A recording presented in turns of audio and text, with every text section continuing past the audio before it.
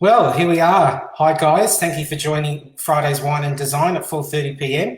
This is the fifth week, so I really appreciate you guys coming in and watching me cut the mustard with designers, art curators, and now builders. So on this fifth week, I'm very pleased to be talking to Jim Wilson from Jim Wilson Constructions.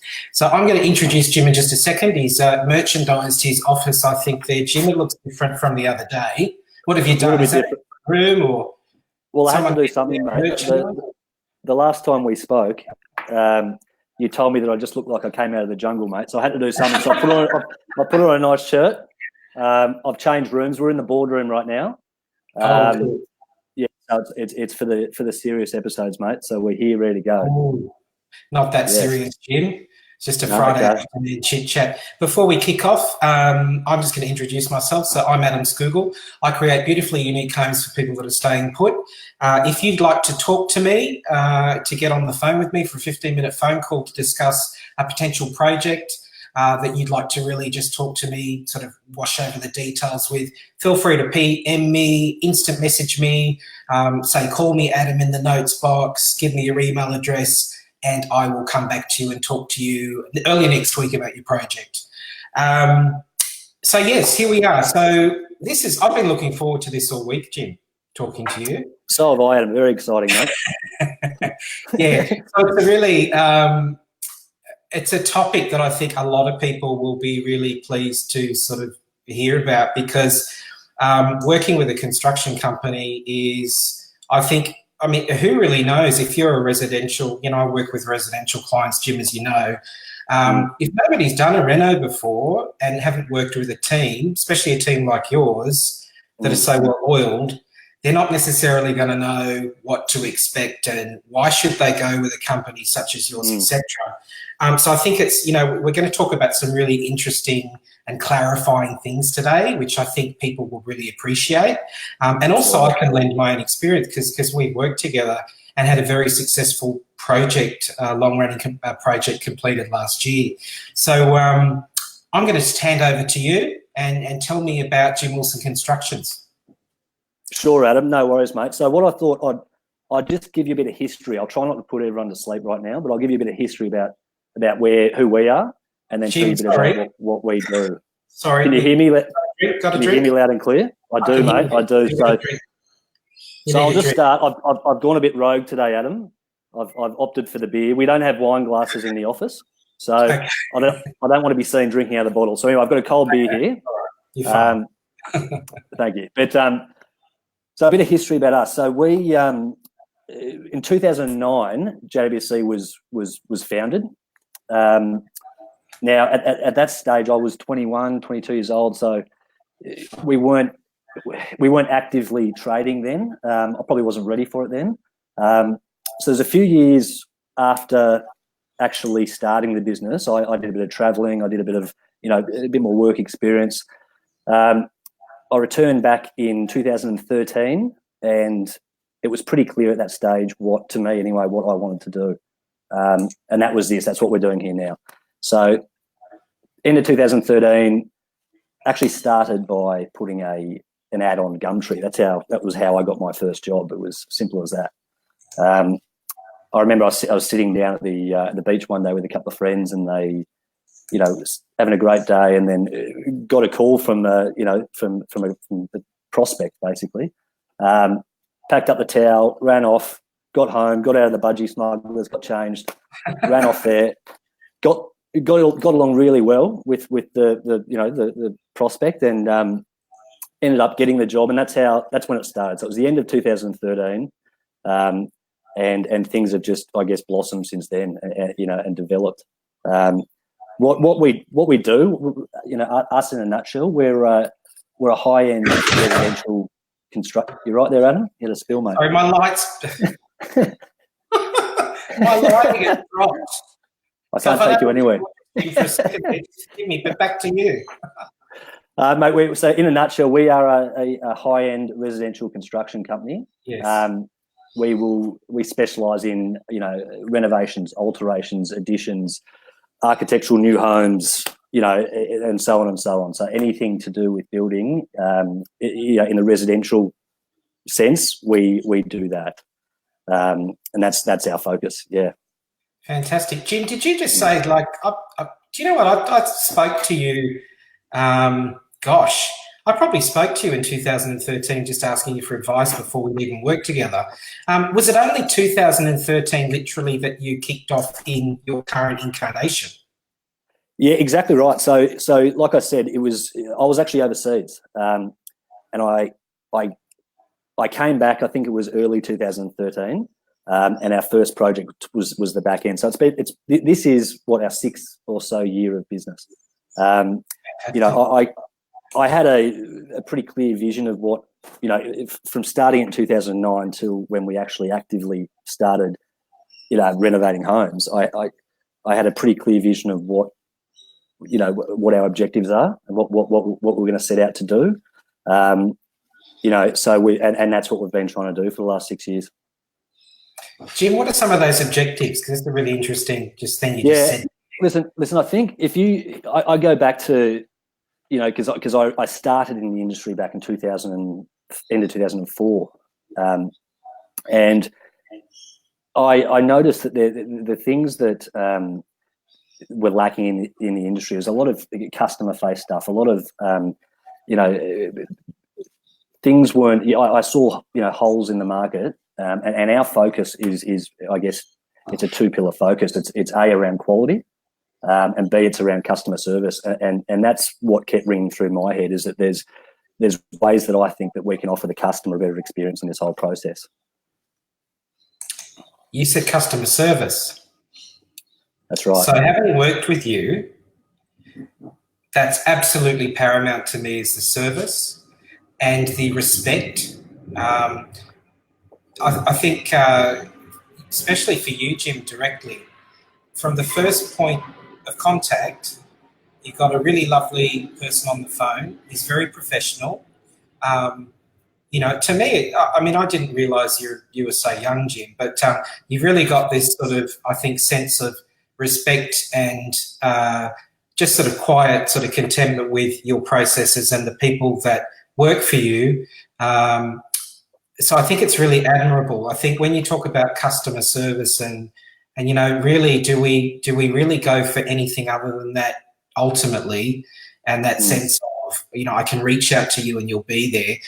For you, my experience with you is that, if I give you a call, you pick up the phone. I'm not having to hound you for days on end to try and get you. So when you talk about customer service, having worked with you for the best part of 12 months, that's the thing that rings true for me as a colleague of yours that's worked with you. So I absolutely applaud you, Jim, for that. Thank you. Because appreciate it. I know that is a huge, I think, difference between probably your organisation and some other organisations. No, I really appreciate it, Adam. Thank you. What are the other gaps you saw? You just talked about other gaps. Customer service is one of them that's critical. But what are some of the other gaps that we might know? Another big one, Adam's the team. I think, there's such in any renovation, like a substantial renovation, there's such, there's a huge volume of people involved, and it's a multitude of different skill sets that you've got to pull together. What I noticed, I guess, working in the industry for years prior to JWC, was that there was always an area or areas that were lacking the, I guess, attention to detail, and just something was letting it down. And I think for us, it's been a real process in pulling all of these skills together, and making sure that we don't have those holes. The client's experiencing that same level of customer service throughout the whole process. Absolutely. Yeah, absolutely. So, something I could, all these words you're saying, Jim, are sort of ringing true to me, having that direct experience, which I think is, just something I know. All of these explanations you've given me are so spot on. I've just thinking about a couple of questions I had for you, Jim, but I think the one thing that I want to ask you now, it just seems fitting, is for somebody who's considering working with a company like yours, I know the benefits, but what are the benefits to you from your experience in working with a construction or building company as opposed to yeah, I was going to say that, Adam, because I think you got to look at the alternative. And what we've found a lot of is that, and I'm going to put this down to an influx in reality TV, I think it's given a level of self-confidence to some homeowners in terms of getting out there and doing these large scale renovations, any scale renovation themselves. It's not like MasterChef where you go out there and you might try and reinvent a meal and mess it up and throw it out and get on Uber Eats. This is your home. Like, you've got to respect that. And we strongly advise, if you're going to undertake the process, to engage a specialist. I think I was actually looking at and just to reinforce that, I was looking at some statistics today about us. And if you look at just our kind of senior management level, the guys who are working together, under our roof to run projects, we've got well over 100 years of experience in this particular renovation niche in this market. And there's not a week that I can remember that we haven't been challenged. So it's a huge undertaking for someone without the expertise to try and take that on. So I think there's a huge benefit, and there's a huge it's a need to engage a specialist and get someone get someone you like, get someone you trust. I think trust is the biggest component. If you compare to ripping it in, into your own house and pulling it apart versus the process that we would take you through, and I'm happy to do that now, Adam, if you is to run you through the way we would, work through that process of a renovation. Is that something you'd want to know about? That'd be great, Jim. I mean, I'm going to ask you about one of those challenging situations you've had. I'm sure you've had many, but I think it's really it's a good segue into. Let's just go there with that. Can we say a hello to a couple of people before we do that, Jim? Absolutely, Adam. So Alex has popped on. Someone well, Alex Helps was. Oh, Alex Helps. Hello. Happy Friday. Well done last week. Hello, she said. Thank you, Alex. Michelle's been on. Michelle was on a couple of weeks ago. Heather, thank you, Heather, for your comments. Heather is in the US, Jim. Heather is just saying, reality does not. Great DIY. So I think Heather's just really agreeing with you that, it's the most complicated situation to be in, isn't it? Some of these situations. But, we see it regularly. Yeah. Tell us about the process. So, I mean, to any homeowner out there that's looking to take on a home renovation, it's super important. And we tell everyone, start by getting your documentation correct. Get an architectural set. Make sure that it reflects what you're trying to achieve. At that stage, I'm probably going to skip a few steps here because there's a lot of stages. I'm going to go more towards the topic today being, the renovation side of things. Now, what we generally do to manage that process is, I guess the first step is managing expectations. I think that's the biggest thing to this game, really, is managing expectations. And I think we start off by doing that on a macro level, I guess, and talking through what to expect as a whole throughout the process. We found, there's no point sugarcoating it. It's messy, it's noisy, it's ugly, and it's, it can be emotional. We found that often a couple of weeks into a project, the house is pulled apart. It can be quite a daunting emotional time for the client. So I think it's really important to start there and start with having that conversation. I think once you've set that expectation, I think it's then going into more of a micro management scenario. So what we generally like to do is set a really detailed schedule of works. So if anyone's looking to go into this, it's a question that you should be asking the builder is, and this isn't, I'm going to be finished in June type thing. This is a week by week schedule of what to expect each week.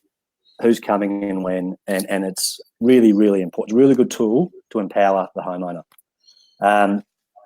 And, you know, once that's in place and the client understands, or the homeowner understands, you know, when things are going to be happening, the next thing is actually moving in and starting the work. And I think when that happens, and again, I'm speaking generally because it depends on the nature of the job, but on a you know, average size renovation, make sure that at least once a week you're having formalised meetings on site where you're doing a thorough walkthrough and getting the ins and outs of what's going on in that week. Have we come across any hurdles, and so on. I think that matched with the schedule gives the owner a really good set of tools to be involved in the management of the process. Because you often hear, I'm sure you've heard it, Adam, everyone's got a friend of a friend who has had a terrible experience and they feel like they're out of control with it. And I think it's about empowering people to you know, see what's going on, assess what's going on versus you know, in reality versus what was planned. So that's what we try to do at JWC, and these are questions that whether you use us or whether you use anyone else in you know, for your project, these are things that you should be asking. I think that the big, you know, following this, you're organised, you've got your schedule, you've got your meetings in place. I think it's worthwhile talking about, again, the unknown and the things that, as you know, Adam, we work together and things do, no matter how organised we are, and things pop up. And I think it's also understanding how the builder communicates that through that process, you know, instead of coming at the end of a project and issuing with a big bill after rectifying a lot of surprises. It's actually stopping and educating the client, not in trade terms, but in normal language of what the issue is and what the potential options are, what are the costs associated, and as well time implications, because as we know, everyone wants to be back in by Christmas, the old saying. Such good points there, Jim. I mean, I've got, you know, a number of situations that happened during the time that we were working together. Now, I remember when we knocked out a section of the bathroom, the shower area, to just open that up. And I remember that we had there was a, I don't know, structural element in the floor. You'd be able to explain this better than I can. But I just remember that you needed a concrete X-ray. Is that what it was? You needed a concrete X-ray or something like that. Yeah, so to simplify it, we basically had to change the location of the toilet. So in doing so, we have to change the location of the waste pipe that, you know, and we had to core new holes through the existing concrete slab, and we needed to ensure that we weren't going to hit any of the structural steel within that slab.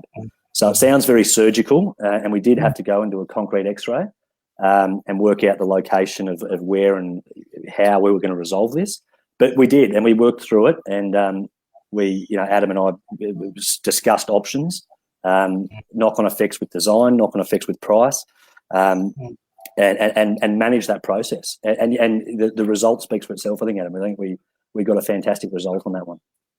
Absolutely, we did. I think the one thing I was pointing to there, Jim, was you did the concrete X-ray, and the time that it took you to inform everybody about what was going on, the options that we had. So that was a conversation with me about, you know, potentially do we need to change elements of the design fairly quickly, or can we go with what we originally planned? The concrete X-ray, getting the people in, do that to get the results back. I mean, it's quite comical, isn't it? X-ray concrete. Yes.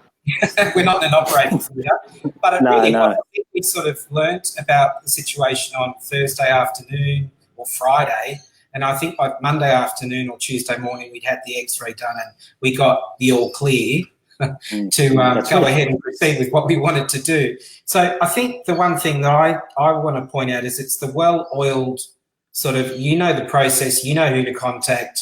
These things get done very steadfastly. And I'm sort of, I definitely have to think about the poor person sometimes who is experiencing all of these things themselves, sometimes with a relative or sometimes with a friend that sort of got involved and, you know, is probably very qualified. But unless you have that sort of level of experience and just that ability to work fast and come up with solutions, keep people calm, which I think That's would right. be part of your Well, job. I think that's exactly it, Adam. I think what you hit the nail on the head. Excuse the pun. Keeping people calm, because it's respect for the fact that the size of the investment the homeowner is making, and I think that's what it comes down to. I think it's appreciating that, and it's doing whatever you can do to make sure that their experience is is a great one. Yeah, so I mean, I was going to ask you for a really challenging scenario. I don't know if you've got one that you can talk to very quickly and how you overcame that very quickly. I mean, what we just talked about, a challenging scenario, but I know that you've had a lot worse than that. Do you have one that comes to mind and how you navigated through it with the client? Well, I have, Adam. I've had a few. I think my hair's thinning, as you can probably tell, and I'm probably lucky I'm not bald yet, but I've definitely like I said, if a week doesn't go by under this roof where we're not sitting around a table like this, butting heads, trying to work out how the hell we're going to resolve something and resolve it in the right fashion. But if I was to think about the most challenging scenarios, they're probably not to do with the actual building element of it. They're probably more so to do with the business side of things and growing and developing the business along the way. Right. That's elements of that. Elements of, have you got enough work on? Have you got too much work on? Do we need more guys? How are we going to find staff that are going in the direction that we're going? They're probably the challenges that have hit home the hardest in the last 6 years or so. If I was to use an example, if I was to come back to the construction side of things, I don't really have one example of one situation that really stands out amongst the others. I think I could use the example of a project we had recently, I guess, because it's fresh on the mind. We had a project that was it wasn't a very extremely large project. It was a good sized project. We're extending the first second story, readjusting internal walls, and so on. We came to site, we stripped the plasterboard off the walls, and didn't like what we saw. It was terribly constructed, and had the engineer come out and basically condemn the house for demolition. So to manage that process, and when if we take that back to the customer experience, it's very challenging to control that process and really try and paint that pretty picture and get through it. Fortunately, the clients have been fantastic. They've worked with us very closely, and we're now probably 4 or 5 weeks off handing the keys over to their new home. So it's been a really good result, but it's again, Adam, it's one of those things that we do deal with here, and it's it's challenge after challenge, but it's just about how we become stronger after each one. We learn. We can, no matter, like I said, we've got over 100 years experience, but we're learning all the time. So yeah, it's about communication by the sounds of it, Jim, with the client. You have to deliver some, all sorts of news that is sometimes, financially very, very, difficult, obviously, to have to think of communicating. The one thing I know, though, is that if anyone's going to communicate that with care and tact and reason, it's going to be you. Speaking of communication, though, you've got a whole team of people that work really beautifully well together. I get the impression when I talk to your team, Jim, that there's a lot of respect there, a lot of sort of mateship almost. It's a very Australian thing. It feels that everybody's really, it's almost like they're a family, and there's just a really nice feeling on one of your projects. Do you have a particular way that you like to communicate, or processes that are kind of these benchmark things? It could be things you do during the week that never change, or the way you... Mate, I appreciate your kind words. They're very heartfelt, and I mean that for me is really rewarding, because it's the biggest objective for us is about creating that family and that team. I think it starts with selection. I think it starts with the making sure that the people that we are, hiring to represent us have, share that common vision, that they're going in the same direction. They're and that's what we've tried to do. We've tried to get the right people to start, and then from there, it's been, and it's a funny one. I think it's about empowerment. I think I look back to my time working for other companies, and I don't want to keep bagging other companies because, but just from my personal experience, I found that I wasn't being empowered I had a lot more to offer. And I think a lot of people do, and a lot of people might find themselves in a position where they can give more, but they're not being allowed to give more. And that's been a big goal for JWC is to get the right people, give them the empowerment to be the best they can be. And then the final thing in terms of communicating between us, and you said the word, Adam, it's respect. I don't think there's been, in the whole time and all the challenges that we've faced, there hasn't been one raised word between us. We respect each other. We've all got different skill sets, and we work cohesively. And it's about in the hard times and the good times, just continuing that line of respect. And that's what I think that's what is working for us at the moment. Fantastic. So yeah, so definitely getting the right people on board, and just I love that, Jim, because I know that I don't think I ever heard a raised word. I don't ever think I ever heard any trade say anything that wasn't, that couldn't be said in front of a client.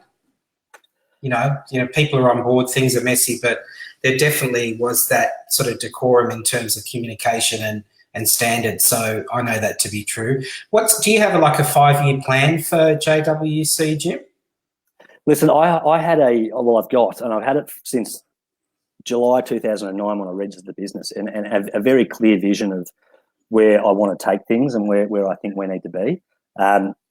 Where we are now is we're not at the summit yet. Whether we ever get there or not, I don't know, but we're definitely well on our way to getting to where I want us to be. And it's not all about growth. I mean, growth is fantastic, but we want to grow organically in the next 5 years. We don't want to look at doubling our revenue each year. We want to look at a really long-term view on growing this business over, the next 20 years, 30 years. So, I mean, if I was to look back and from our first job, and even though I had that clear vision, we've advanced so much further than beyond my expectations already. So it's exciting to think of where we will be in 5 years' time. But I know that the main objective is to keep that client-face approach, no matter whichever way we go and how big we get. That's for me. That's the fundamental objective. Well, I don't think that's ever going to change, Jim. I mean, your name gets bandied around my design community all the time. You know that. We spoke to Jim. Maybe you should ask Jim. Have you given Jim a call to ask him that question?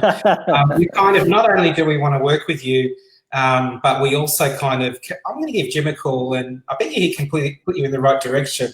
We tend to you're probably thinking, why are they calling me and asking me? Yeah, sometimes. You kind of do. I don't know. You're just one of these approachable people that, we're kind of like, yeah, Jim's all right. He'll talk to you about it. He'll give you some direction. So, thank you, Adam. What's the thing, Jim, we'll tie up shortly, but what's the thing you love most about your job?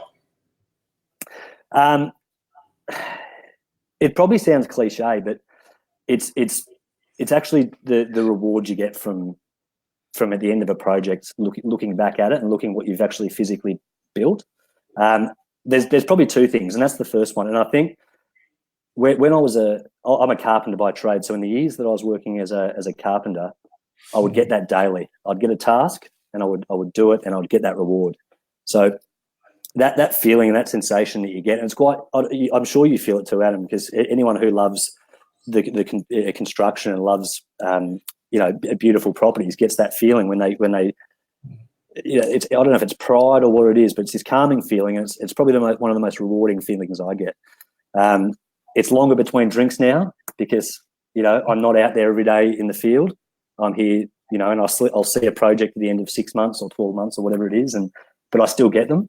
And I'd have to say the other one is, and it goes back to the previous question, is probably the people that I work with. It's a pleasure to come into work when you know, I'm not only working with a team that's highly skilled and a team that I respect, but they are a family. They're a team that I get along with, and it's every day is a pleasure to deal with them. Jim, Michelle in Melbourne is saying, I wish there was a gym in Melbourne. Well, maybe we'll branch out one day, Michelle. There might be a gap there, Jim. I don't know if you can stretch that far, but maybe, mate. It's not part of the 5-year plan. Maybe 10. We'll see. Yeah. So, Jim, just I guess we're out of time, but just before we finish, how many people are working with you guys? I mean, there's a lovely big black and white photo of all you guys, and it looks like you've got a fair few people working with you. How many are there? We need a new one. That was a while ago. I think there's about 16 or 17 of us now. So there's a few of us now, and like I said, they're all of a similar nature. They're all fantastic guys, but it's definitely grown substantially. Yeah. Okay. Well, fantastic. Well, Jim, look, it's been great to talk to you. I'm sure there'll be a lot of people that probably haven't had a chance to jump on right now. But the one thing with these clips, I love to say, is that they get a lot of exposure later. And I think Alex's segment, Jim, we had about 900 views up from Friday last week to now. So if anyone hasn't had a chance to catch Jim, hear his empowering words of wisdom, have a look later. I can definitely say that if you really want a professional team who will handhold where they need to, give you, a really clear outline of what to expect from your project. I wouldn't, if you're in Sydney, you're in the Northern Beaches, Jim, aren't you? But you'll travel anywhere, really. We will. Definitely for a chat, but we'll finish up there, Jim. Again, I'm going to say, guys, if anyone wants to speak to me about a project, happy to jump on a call with you for 15 minutes and talk about whatever you need to talk about. So just instant message me or just leave a comment there and I'll call you. Any plans for the weekend, Jim? Anything fun? Mate, this weekend we've got dinner with some friends tomorrow night, and apart from that, I'm gonna lay pretty low, Adam. I'm gonna take it easy and enjoy a couple of days off. But mate, I just wanted to say thank you for having me on and all your kind words. It's very nice, and mate, the respect is very mutual, and we've got we've got a lot of respect for yourself and for the work that you're doing. Thank you, Jim, and likewise. So we'll finish up there and have a great weekend, Jim. And thanks everybody for joining. We'll see you next week. Thanks, Adam. Bye, mate. See ya.